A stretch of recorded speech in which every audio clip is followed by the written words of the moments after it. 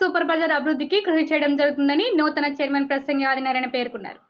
Corporate వ్యాపార సంస్థలకు దీటుగా కాకినాడ సూపర్ బజార్ను అన్ని విధాల అభివృద్ధి చేయడం జరుగుతుందని సూపర్ బజార్ నూతన చైర్మన్ ప్రసంగి ఆదినారాయణ పేర్కొన్నారు.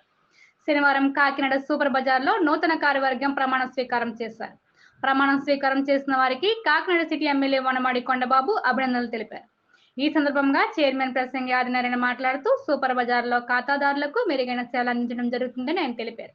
నాణ్యమైన సరుకులను తక్కువ ధరలకే ప్రజలకు అందిస్తామని, కాకినాడలో 4 బ్రాంచ్లు ప్రజలకు అందుబాటులో ఉన్నాయన్నారు.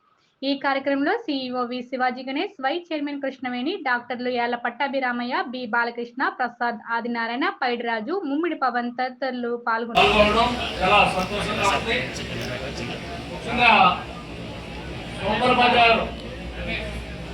కాకినాడలో ప్రతిష్టాత్మకమైన ఒక కోఆపరేటివ్ స్టోర్.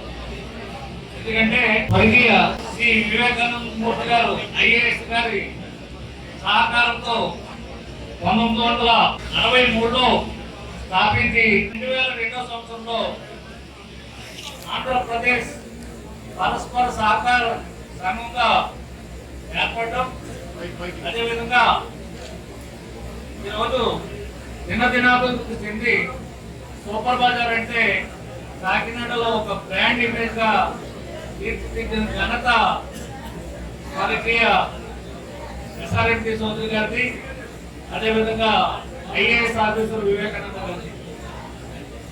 అప్పటి నుంచి కూడా దీనికి దినదినాభివృద్ధి చెందుతూ ఈ రోజు ఈ స్థాయికి తీసుకురావడం ఎంతో సంతోషించదగ్గ విషయం.